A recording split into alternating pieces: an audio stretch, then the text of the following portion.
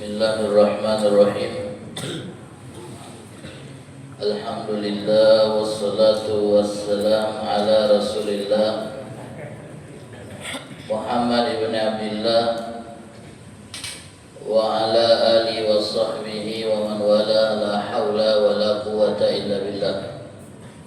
Subhanaka la ilma lana illa ma 'allamtana innaka antal alimul hakim. Rabbi shrah li sadri wa yassir li amri wahlul 'uqdatam min lisani yafqahu qawli wa saddid lisani wahdi qalbi bi jahi nabiyyi wa alihi wa sahbihi.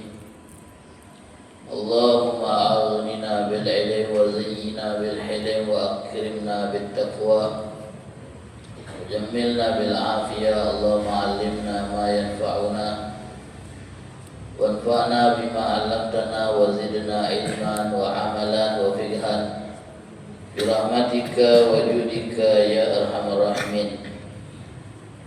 Hadirin wal hadirat wa jami'it talaba rahimakumullah. Alhamdulillah, puji dan syukur kita panjatkan kehadiran Allah atas limpahan nikmat yang Allah karuniakan kepada kita, nikmat iman dan Islam, nikmat taufik dan hidayah, nikmat sehat dan afiat, serta nikmat kesempatan sehingga dengan nikmat ini kita bisa sama-sama berada di dalam masjid yang insya Allah diberkahi oleh Allah untuk melaksanakan salat subuh. Mudah-mudahan amal salat subuh kita diterima oleh Allah Ta'ala, amin ya rabbal alamin. Salawat dan salam tak lupa kita hadiahkan kepada junjungan kita Nabi besar Muhammad sallallahu alaihi wasallam beserta keluarga, sahabat dan pengikut setia beliau sampai akhir zaman. Mudah-mudahan kita semua kelak akan mendapatkan syafaat dari Rasul sallallahu alaihi wasallam pada hari kiamat nanti, amin ya rabbal alamin. Hadirin wal hadirat yang dirahmati oleh Allah Subhanahu wa taala, melanjutkan pembacaan kitab Risalah Mu'awanah yang ditulis oleh Al-Imam Abdullah bin Alawi Al-Haddad, sampai kita pada nasihat beliau radhiyallahu anhu wa ankum, wa yanbaghi ayyakuna laka wirdun min dzikrillahi ta'ala tahudduhu biwaqtin aw tahsuluhu biadadin. Sebaiknya engkau memiliki wirid dari zikir kepada Allah Subhanahu wa ta'ala yang engkau tentukan waktunya atau engkau batasi dengan bilangan tertentu jumlahnya. Jadi bab yang akan kita bahas adalah anjuran dari Al-Imam Abdullah bin Alawi Al-Haddad agar kita ini punya wiridan, kebiasaan berzikir kepada Allah, yang beliau di sini menyebutkan boleh kita dengan menentukan waktunya. Kapan waktu yang akan kita gunakan untuk berzikir kepada Allah? Pagi kah? Sore kah? Jadi boleh dengan menentukan kapan waktunya. Setelah kita tentukan waktunya, maka waktu yang sudah kita pilih akan kita gunakan dan kita isi dengan zikir. Atau kata beliau, boleh juga dengan menentukan jumlahnya. Jadi kita membiasakan diri kita berzikir, tidak kita kaitkan dengan waktu tertentu tapi dengan jumlah tertentu. Misalnya sehari semalam aku harus membaca tasbih 1000 kali, sehari semalam aku harus membaca tahlil la ilaha illallah 150 kali. Jadi jumlahnya yang kita tentukan, bukan waktunya. Terserah kata Imam Haddadnya, mana yang lebih memudahkan kita untuk bisa mengerjakannya secara rutin, maka itulah yang kita pilih, baik dengan menentukan waktunya atau dengan menentukan jumlahnya. Pada kesimpulannya, hendaklah kita punya wirid yang bentuknya itu adalah berzikir kepada Allah Subhanahu wa ta'ala. Dan di sini kata beliau, kalau memang kita menentukan jumlah zikir yang kita baca setiap hari dengan jumlah tertentu, tidak masalah menggunakan bantuan tasbih untuk bisa menghitungnya dengan tepat dan akurat. Misal kita menentukan jumlah zikir yang kita baca itu 300 setiap hari. Aku nak menetapkan tiap hari baca subhanallah bihamdi, subhanallahil azim sebanyak 300 kali sehari semalam. Intinya sehari semalam itu 300 kelar. Nah, agar supaya hitungan tadi tepat, tidak keliru, tidak kurang, kalau lebih bagus, maka boleh kita menggunakan bantuan tasbih supaya hitungannya pas. Memang zikir itu paling afdal ngitungnya pakai jari. Karena memang cara inilah yang dipakai Nabi SAW. Tapi bukan berarti kalau ngitung jumlah zikir pakai tasbih itu dilarang. Ngitung jumlah zikir pakai tasbih itu boleh. Apalagi supaya hitungan kita itu akurat dan tepat. Lebih diperbolehkan lagi. Jadi makna Ustaz Abdul Ustaz, wong zikir pakai tasbih, aku pakai tangan.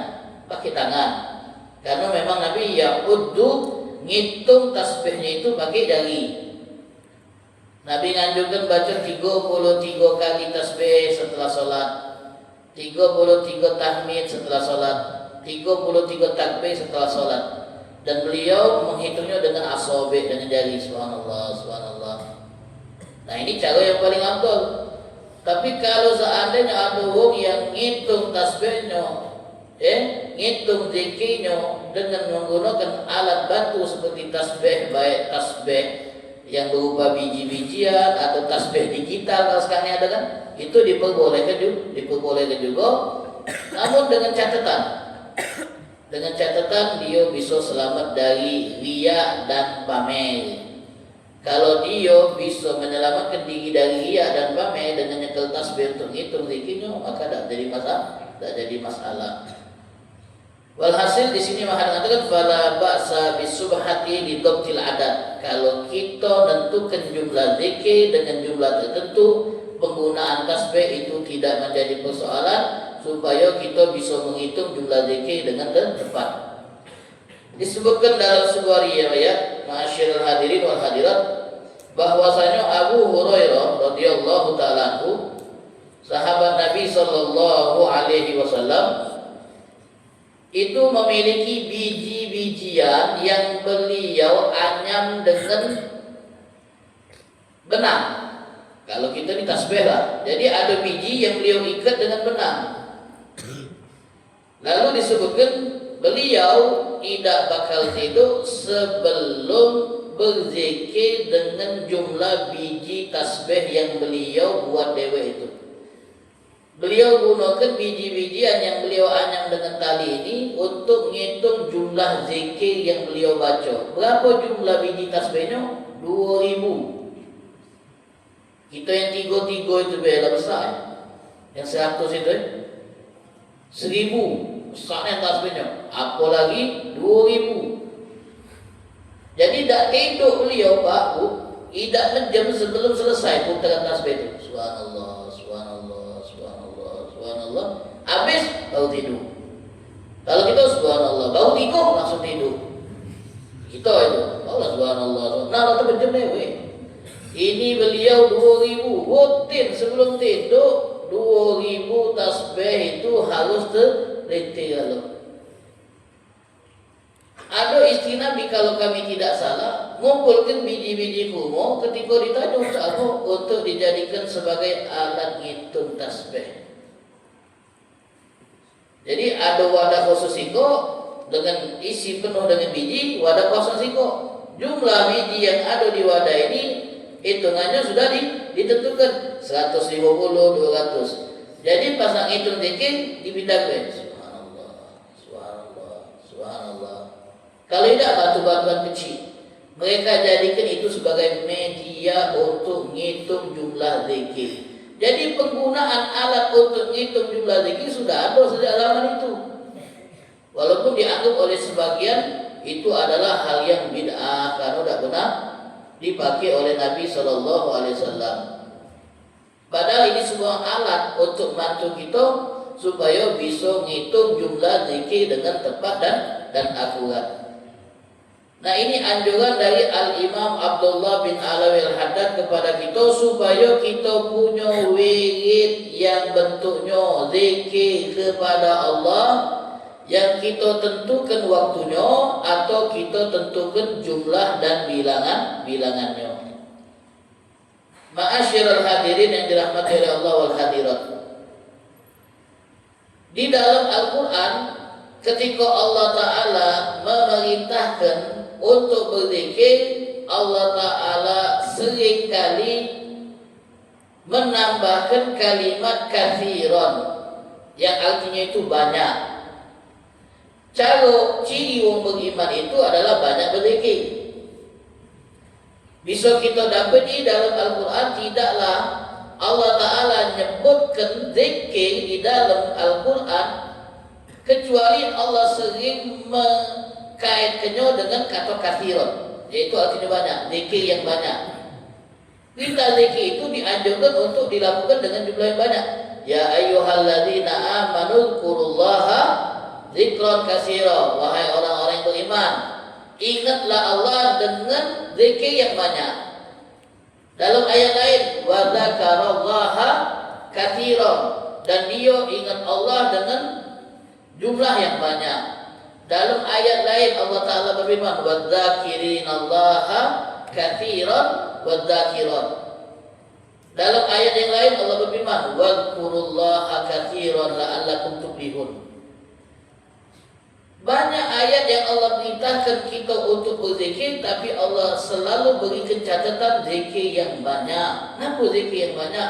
Karena wong yang dikit zikirnya itu tidak masuk kategori wong yang beriman. Sebab Allah mensifati wong munafik itu sebagai wong yang berzikir seperti orang mukmin secara umum, tapi yang membedakan kalau wong mukmin zikirnya banyak, kalau wong munafik zikirnya dikit. Dalam Al-Quran, ketika Allah mensifati orang munafik, apa kata Allah? Wala yadhkurunallaha illa qalila. Bapak Ibu, Allah mensifati wong munafik bahwa mereka berzikir, tapi dengan catatan wala yadhkurunallaha illa qalila. Wong munafik itu tidak mengingat Allah kecuali dikit. Itulah sebabnya dalam setiap perintah berzikir Allah sering sebut banyak. Berzikirlah kepada Allah dengan zikir yang banyak. Kenapa? Inilah yang membedakan antara mukmin dengan munafik. Wong mukmin zikirnya banyak, wong munafik zikirnya dikit. Wong yang tak pernah zikir tak tahu apa dia statusnya. Kalau munafik dia berzikir tapi dikit, mana wong yang tak kata zikir ini ada dalam hidupnya, Pak? Nabi SAW pernah mengibaratkan wong yang berzikir dengan wong yang tak berzikir.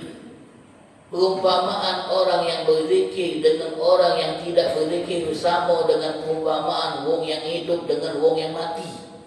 Wong yang tak berzikir itu, Pak, ibarat bangki yang masih baca berjalan.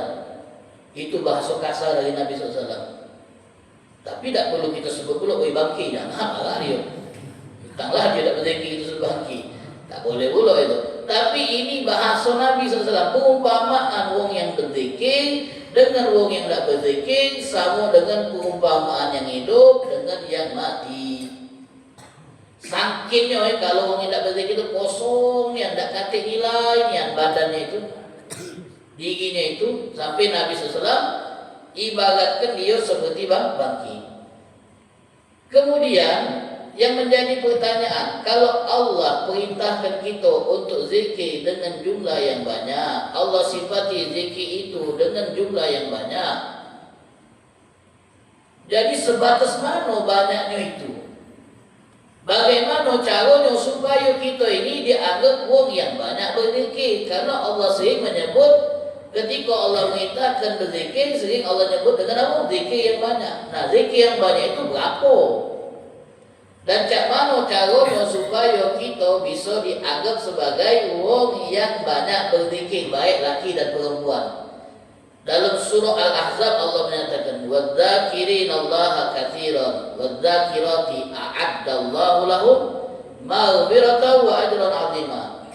Dan laki-laki yang banyak berzikir, perempuan yang banyak berzikir, Allah siapkan bagi mereka maghfiratan, ampunan, wa ajran 'azima, dan pahala yang besar. Dan pahala yang besar. Perempuan, laki-laki yang banyak berzikir, Allah siapkan ampunan dan pahala yang besar. Kata Ibnu Qayyim rahimahullah, ada wong pada hari kiamat yang bawa dosa sebanyak gunung. Banyak yang catatan dosanya. Tapi dia dapati dosa-dosanya itu hancur dan lebur karena banyaknya lisan yang berzikir.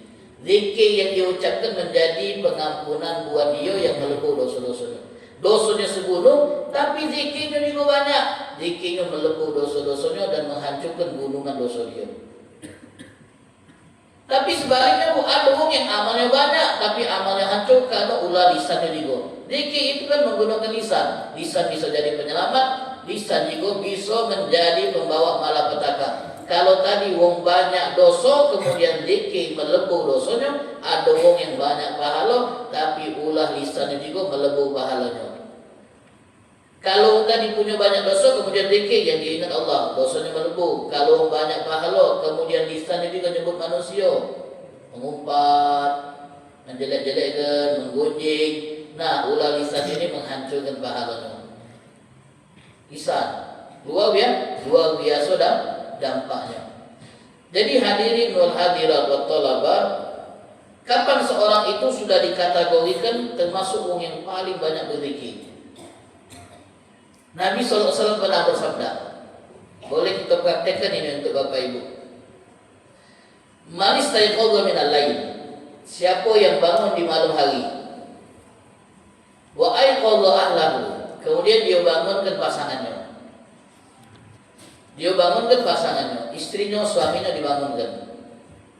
Fasallaya rak'ataini jami'an, kemudian dua-duanya pasangan ini yang bangun di malam hari solat 2 rakaat, baik dia bareng solatnya jamaah atau solatnya sendiri-sendirian, maka keduanya termasuk minadz zakirin Allah katsiran wa dzakirat. Dua-duanya termasuk orang yang banyak berzikir kepada Allah. Cukup dengan apa? Bangun malam, bangunkan pasangan, solat 2 rakaat, 2 rakaat. Dan tidak ngapu-ngapu setelah itu sholat 2 rakaat, maka dia termasuk kategori orang yang banyak berzikir. Itu sabda Rasulullah Sallallahu Alaihi Wasallam. Tapi hadirin wal hadirat yang dirahmati oleh Allah Subhanahu Wa Taala, ada lagi yang mengatakan bahwasanya orang itu baru masuk kategori orang yang banyak berzikir kalau dia disebutkan di dalam kitab ini. Di dalam catatan ini, orang bisa disebut banyak berzikir kepada Allah Subhanahu Wa Taala kalau dia pertama menjaga zikir tiap habis sholat. Yang warid, yang ada anjurannya dari Nabi Muhammad Sallallahu Alaihi Wasallam. Seperti Allahumma antas salam wa minkas salam, tabaraka ya dzal jalali wal ikram, Allahumma la mani'a lima a'tait. Itu zikir ba'da salawat yang dianjurkan oleh Nabi SAW. Kemudian membaca tasbih, subhanallah, subhanallah 33 kali, alhamdulillah, alhamdulillah 33 kali, Allahu akbar 33 kali. Kemudian baca ayat kursi, Allahu la ilaha illa huwal hayyul qayyum. Ini zikir-zikir yang warid, yang ada riwayatnya dari Nabi, yang dianjurkan oleh Nabi untuk kita baca setiap selesai sholat 5 waktu. Dianjurkan oleh Nabi kita Muhammad Sallallahu Alaihi Wasallam. Siapa yang menjaga zikir setelah sholat 5 waktu, menjaga zikir pagi dan petang. Nabi itu Bapak Ibu yang dirahmati oleh Allah, tiap pagi ada zikir yang beliau baca rutin. Tiap sore ada zikir yang beliau baca rutin. Riwayatnya ada ditulis oleh ulama. Ada yang dikumpulkan zikir-zikir yang Nabi baca di pagi dan petang. Tinggal kita amalkan baik. Tak payah kita nak nyarinya. Lah ada yang ngumpul gini. Imam Abdullah bin Alawi Al-Haddad yang kitabnya kita baca ini, Mengumpulkan zikir pagi dan petang yang diamalkan oleh Nabi SAW menjadi sebuah kumpulan. Namanya Wirdul Latif. Dibaca di pagi dan petang. Ini semuanya Bu yang dibaca oleh Nabi Muhammad SAW. Kalau kami dulu di pondok yang menjadikan zikir ini wiritan, biasanya dibaca habis subuh dan sebelum maghrib. Waktunya durasinya kurang lebih 15 sampai 20 menit. 15 sampai 20 menit. Ini semua bacaan yang Nabi baca tiap pagi dan tiap petang. Isinya itu ada yang zikir, ada yang doa. Jadi siapa yang menjaga zikir setelah sholat, menjaga zikir pagi dan petang, kemudian tidak lupa dia mengamalkan zikir-zikir saat masuk rumah, saat keluar rumah, saat berpakaian, saat melepas pakaian, saat masuk kamar mandi, keluar kamar mandi, saat tidur, bangun tidur, maka dia termasuk orang yang banyak berzikir kepada Allah. Jadi bagaimana Pak supaya kita menjadi orang yang dianggap banyak berzikir? Satu, zikir selepas sholat jangan ditinggal. Zikir pagi dan petang itu dirutinkan. Kemudian doa-doa sehari-hari. Doa makan, doa minum, doa selesai makan, doa masuk rumah, keluar rumah, masuk WC, keluar WC, doa berpakaian. Itu ada kalau diamalkan itu tiap hari, maka dia termasuk orang yang banyak ingat kepada Allah Subhanahu wa ta'ala. Itu yang disebutkan oleh ulama. Ma'asyiral hadirin wal hadirat yang dirahmati oleh Allah Subhanahu wa ta'ala. Nah, jadi itu kalau kita pengen menjadi orang yang banyak berzikir kepada Allah, ya mudah-mudahan kita dibantu oleh Allah untuk bisa mengamalkan dan mempraktekkannya. Kata Siti Aisyah radhiyallahu anha, kana Rasulullah sallallahu alaihi wasallam yadhkurullaha fi kulli ahyanihi. Nabi itu senantiasa mengingat Allah di setiap saatnya. Di setiap saatnya itu Nabi sallallahu alaihi wasallam selalu ingat sama Allah. Di setiap saatnya. Jadi kalau kita lihat Al-Imam Nawawi rahimahullah itu sampai nyusun kitab yang beliau beri judul Al-Adhkar, zikir-zikir, yang di dalamnya kumpulan zikir doa yang Nabi baca setiap momen, setiap keadaan dan setiap saat. Nabi itu Bapak Ibu kalau melihat angin kencang beliau baca doa, kalau melihat petir guru yang dahsyat beliau baca doa, turun hujan baca doa, berkendaraan baca doa, saat kendaraan itu nanjak baca doa, saat kendaraan itu nurun baca doa, berdoa terus Nabi itu. Hebatnya Nabi kita Muhammad itu setiap keadaan ada doanya. Pakai baju berdoa, melepas baju berdoa, kamar mandi berdoa, makan berdoa. Tiap momen, tiap keadaan Nabi itu selalu ingat Allah dengan cara berdoa. Ingat terus sama Allah. Nah ini yang kalau kita nak tahu mana cara supaya kita dianggap orang yang selalu ingat sama Allah, ini contohnya dari Nabi kita Muhammad sallallahu alaihi wasallam. Hadirin wal hadirat yang dirahmati oleh Allah Subhanahu wa taala, ada lagi yang mengatakan engkau akan dianggap sebagai orang yang banyak berzikir walaupun jumlah zikir yang kau baca dikit, tapi tetap dianggap orang yang banyak berzikir kalau engkau rutinkan zikir yang engkau tentukan jumlahnya walau dikit. Dikit-dikit ya. Sehari kita baca tasbih 10 kali, tahlil 10 kali, takbir 10 kali, kemudian tahmid 10 kali, solawat 10 kali. Cuma 5 BBG kita tiap hari. Solawat, subhanallah, walhamdulillah, wala ilaha illallah, Allahu akbar 10 kali tiap hari. Dan itu berjalan sudah puluhan tahun, berarti kita dianggap orang yang banyak berzikir.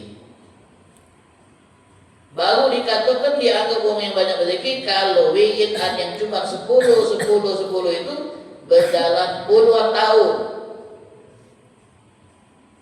Orang-orang terdahulu itu luar biasa kalau dia berzikir sama Allah. Luar biasa wong dulu itu. Sampai disebutkan di banyak kitab, Sayyidina Hasan Al-Basri rahimahullah, itu beliau kalau lagi ngomong, kalau lagi ngajar, kalau lagi nyampe ke nasihat, ya beliau fokus dengan apa yang beliau sampaikan. Tapi kalau ada jeda, lagi tak ngajar, lagi tak tunjuk nasihat, lagi tak ngomong, mulutnya itu qomat kamit. Bukan macam mantra, macam zikir. Mulutnya itu bergerak terus. Ustaz kami punya kawan ustaz, mulutnya bergerak terus. Apa? Oh itu gangguan saraf itu. Adonnya aja. Baik kalau yang itu baik. Mulutnya ustaz bergerak terus. Oh itu gangguan saraf itu. Tangannya ini ustaz, yang kami itu zikir. Gantinya gangguan saraf itu bergerak terus tangannya. Mulutnya itu tidak pernah berhenti Pak. Berzikir terus. Kalau diajak ngomong, berhenti dia, nanggapi omongan. Berhenti ngomong, mulutnya bergerak lagi. Mulut Sayyidina Hasan Basri itu. Kalau dah kata aktivitas yang melibatkan mulut, lagi tak ngomong, lagi tak tunjuk nasihat, lagi tak ngajar, mulutnya itu komat-komit baca zikir. Subhanallah, subhanallah, subhanallah, subhanallah. Tidak berhenti-berhenti. Wah ini orang yang paling banyak berzikir kepada Allah Subhanahu wa ta'ala. Dan juga disebutkan, ma'asyiral hadirin wal hadirat yang dirahmati oleh Allah Subhanahu wa taala, ada seorang namanya Umair bin Hani. Beliau pernah ditanya oleh orang-orang yang dekat sama beliau, wahai Umair, kami ini tidak pernah melihat lisanmu ini capek dari berzikir. Lisanmu ini bergerak terus. Kalau ketemu lagi berzikir mulut tu, kalau ketemu lagi berbacaan. Akhirnya orang ni kepo, berapa ni yang zikir yang kau baca tiap hari itu? Sehingga hampir setiap kami ketemu sama kau, mulut kau itu lagi membaca sesuatu. Berapa kali kau bertasbih tiap hari? Beliau menjawab, 100.000 kali ya salam. Tiap hari itu 100.000 kali beliau berzikir, bertasbih. Subhanallah, subhanallah, subhanallah. Kalau satu tasbih itu bebas, satu tasbih kata Nabi Muhammad, itu satu tanaman di surga. Satu tanaman di surga. Kalau kita bertasbih ini bukan sia-sia. Allah Ta'ala tanamkan satu tanaman di surga. Pohon bunga. Kalau 100.000, oh 100.000 pohonnya Pak, sehari itu. Bayangkan kalau dia bertahun-tahun wirid aja itu 100. Oh banyak kebun bunga ya, kan sawit ini kebun bunga ya, banyak. Kebun bunga. Makin nanya belum, kenapa juga Ustaz kebun bunga Ustaz? Tadi surga. Nah, di kita cak galak pula. Itu kita ni namanya nanam aset di surga Pak. Oh sekarang ini aset dunia lagi berkebun. Punya kebun hektar laju je dia. Ada nyamin masa depan. Punya kebun misalnya 2 hektar, aman. Iya tak? Pada tahun-tahun ke depan. Apalagi punya aset di surga. Tanaman di surga, rumah di surga, oh luar biasa. Itu cuma bisa kita dapatkan dengan banyak berzikir kepada Allah. Berapa kali niat kau ikut tasbih? Tiap ketemu mulut kau berkamit 100.000 kali. Apa kemudian kata beliau? Itu pun kalau tak salah itu. Kalau jari ini tak salah itu, jumlahnya 100.000. Kalau salah, malah sedikit. Ada kawan ada di gua, berapa kali kau zikir? Ribuan. Tapi sering salah ngitungnya. Sering salah ngitungnya. Ribuan tu sering salah ngitungnya. Jadi berapa? 20 balik dia. Itu kawan dah hadi. Ada sapi Pak, mau tangan main itu Pak. Tanya kenapa? Itu makan dari babi kok. Nah, nanti berzikir dia gitu. Lupa dari makan babi kok. Jadi demikian Bu, sampai luar biasa. Ada uang Bapak Ibu yang dirahmati oleh Allah. Saking zikir itulah nyatu dengan diri dia. Zikir itu Pak tak perlu diingatkan lagi, tak perlu dipaksakan lagi, jalan dengan sendirinya. Karena lah biasa. Kalau tak ngomong mulut berzikir, kalau tak ngomong mulut berzikir. Jadi kalau dia ngomong zikir dia berhenti. Kalau lagi tak ngomong langsung spontan mulut itu. Jadi itu Pak, itu bukan proses yang spontan Bu. Itu karena kebiasaan jangka panjang yang kemudian membentuk. Wong di surga itu Pak disebutkan dalam dia Pak ya Ibu. Mereka itu yulhimuna tasbiha kama yulhimuna nafasa. Mereka diilhami oleh Allah untuk bertasbih dengan sendirinya sebagaimana mereka diilhami untuk bernapas. Pernah tak kita bernapas ini kita atur? Ini bernapas kita tahan, bernapas di spontan keluar dewe. Organ tubuh kita ni, hidung ini dengan sendirinya, paru-paru ini bekerja dengan sendirinya, natural hidung itu. Nyedot oksigen masuk ke paru-paru, keluar lagi. Tiap hari itu. Pernah tak kita ngatur nafas? Berhenti nafas, mati berhenti nafas. Bernapas ini tidak dikontrol dengan sendirinya. Ada orang yang tasbihnya tidak dia kontrol, spontan, natural keluar dewek dari mulut. Dan itu di surga. Namun ada juga wong yang gambaran surga itu ada pada sosok dia. Natural zikir itu keluar dewek dari mulut dia tanpa diminta. Seperti dia ngisap nafas, ngembus nafas. Natural. Oh, itu wong yang membiasakan diri berzikir menaun 20 tahun, 30 tahun sehingga mulutnya tidak pernah berhenti dari berzikir kepada Allah. Disebutkan dalam riwayat ada seorang ulama, anak lupa Abu Hasan Al-Basri atau siapa, ketemu dengan kuli panggul di pasar. Kuli panggul di pasar.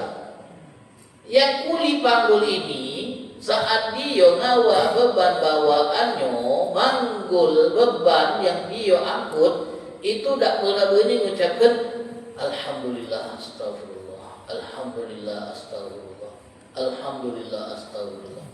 Hasan Al-Basri yang melihat tingkah laku kuli ini, kuli Pak, Alhamdulillah astagfirullah di pasar, tidak berhenti Alhamdulillah astagfirullah. Ditanya oleh beliau, aku ni melihat engkau dikit-dikit Alhamdulillah astagfirullah, Alhamdulillah astagfirullah. Kenapa kau banyak berzikir dengan dua kalimat tadi, Alhamdulillah astagfirullah? Karena kata kuli tadi, kita ini tidak lepas dari dua hal, buat dosa dapat nikmat. Jadi ketika dapat nikmat kita syukuri dengan Alhamdulillah, ketika buat dosa kita hapus dengan istighfar. Jadi kita ini tidak lepas dari buat dosa dan dapat nikmat dari Allah. Maka sudah seyogyanya kita beristighfar dan kita bersyukur dengan mengucapkan Alhamdulillah. Kata Hasan Al-Basri, kau lebih paham daripada aku. Orang yang paham tentang keadaan, maaf paham. Allah kepahamnya dia ini dengan keadaan. Sehingga dia beristighfar untuk menghapus dosa yang dibuat, dia mengucap Alhamdulillah untuk mensyukuri nikmat yang dia dapat. Wadzakirinallah katsiran. Orang-orang yang banyak berzikir kepada Allah itu luar biasa kedudukannya di sisi Allah. Bahkan Nabi kita SAW bersabda kepada sahabat-sahabatnya, maukah kalian aku beritahukan sebaik-baiknya amal yang kalian buat? Nak tahu tak kamu, bahasa kita ni, Nabi ngomong sama sahabat, nak tahu tak kamu amal terbaik yang bisa kamu lakukan? Yang mana amal tersebut? Amal tersebut kata Nabi SAW paling cepat mengangkat derajat kalian, paling suci di sisi Tuhan kalian. Amal ini lebih baik bagi kalian daripada menyedekahkan emas dan perak. Amal ini lebih baik buat kalian daripada ketemu musuh di medan perang, kemudian kalian potong kepala musuh kalian, atau mereka yang potong kepala kalian, artinya mati. Baik kalian berhasil membunuh musuh atau musuh yang membunuh kalian di medan jihad, tetap amal ini lebih baik buat kalian. Sahabat pun antusias, amal aku ni ya Rasulullah yang lebih baik daripada infak zahab dan fiddah, menginfakkan emas dan perak. Amal aku ya Rasulullah yang lebih baik daripada jihad fisabilillah. Amal aku ya Rasulullah yang paling cepat mengangkat derajat dan yang paling suci di sisi Allah. Antusias sahabat, amal aku ni. Yang kok amal ini akan berat karena lebih baik dari jihad. Ternyata amal itu ringan, zikrullah kata Nabi. Ingat Allah. Itu amalan yang lebih afdal daripada jihad dan daripada bersedekah emas dan perak. Ma'asyiral hadirin, ada ulama yang berkata seperti ini. Manakala jihad fisabilillah itu tidak semua orang bisa melakukannya.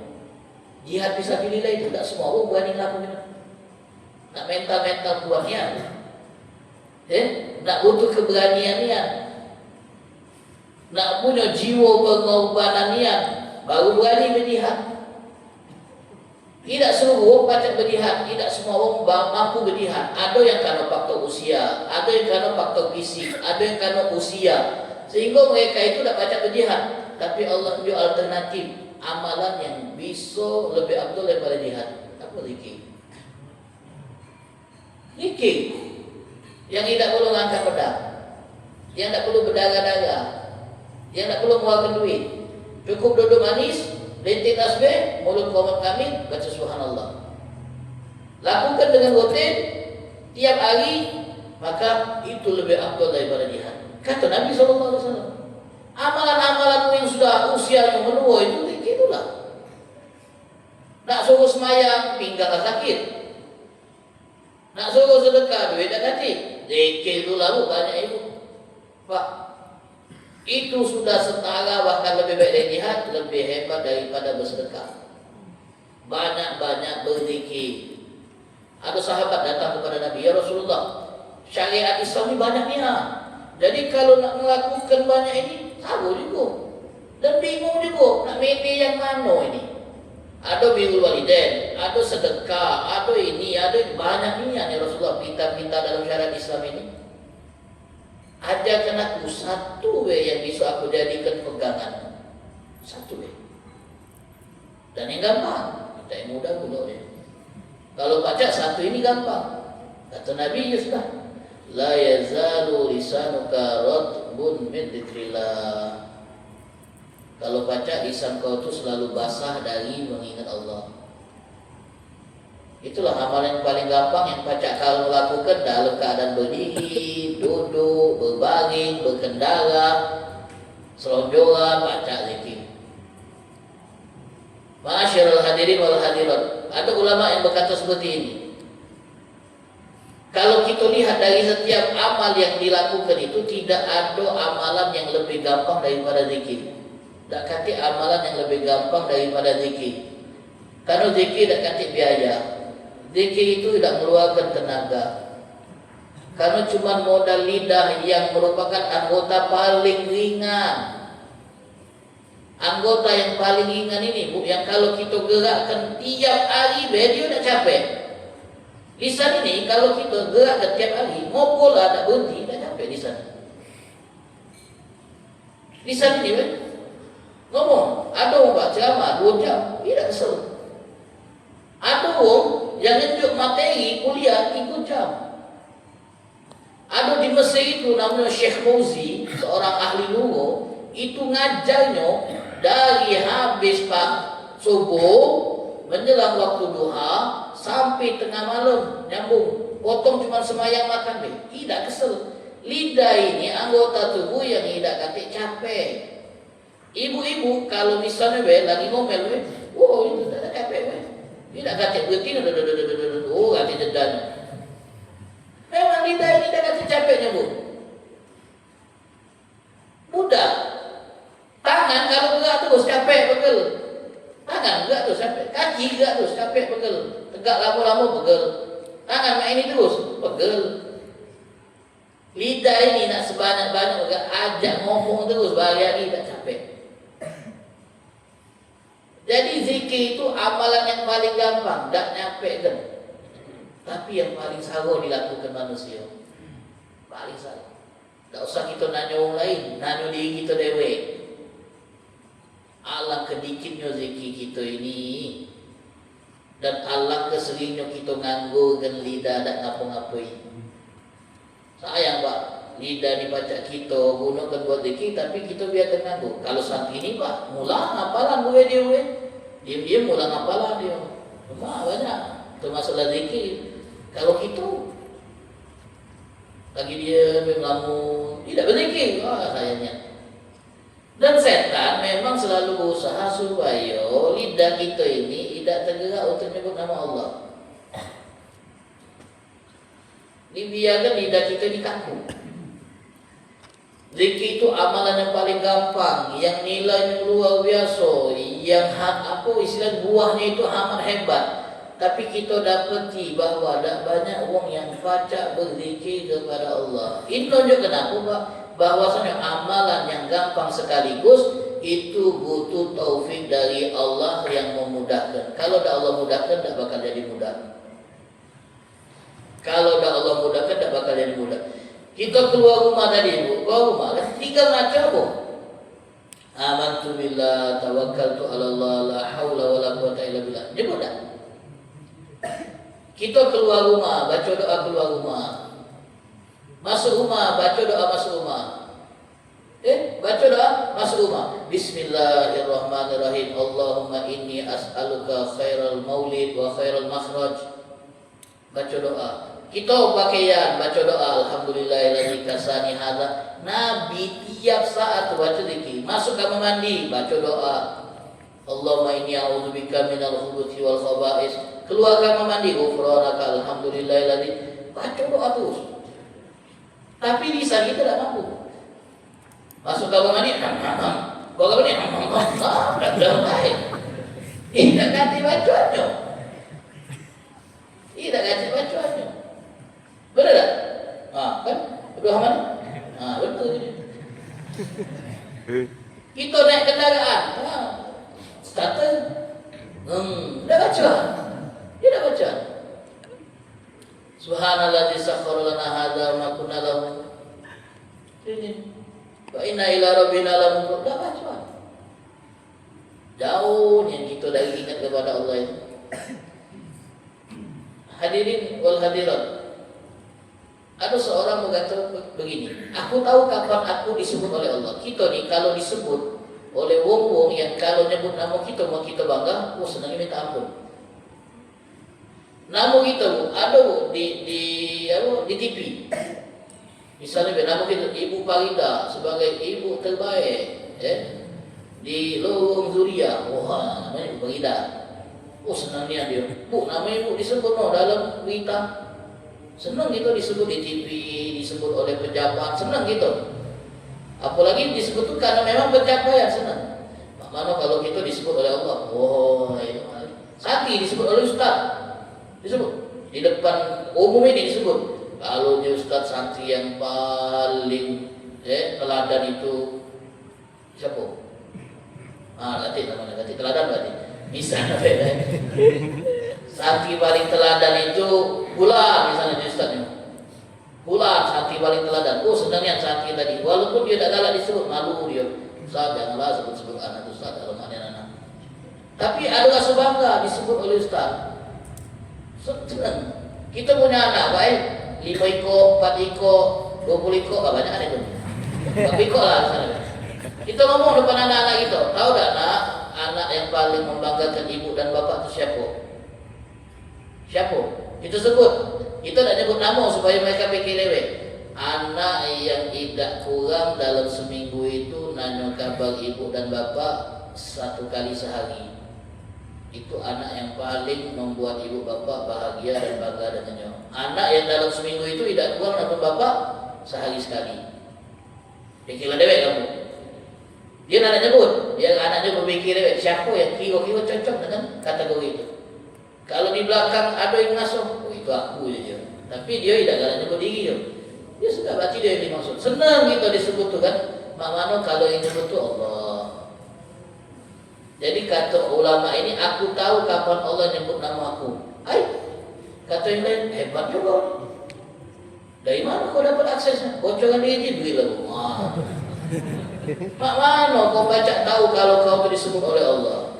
Ya tahulah. Kalau Allah dewek yang ngomong hal itu, yang nunjuk tahu aku kalau dia itu nyebut nama aku. Kapan Allah ngomong sama kau? Aku Nabi kau ni? Tidak. Kau dah pernah baca Quran berarti. Coba kau baca firman Allah.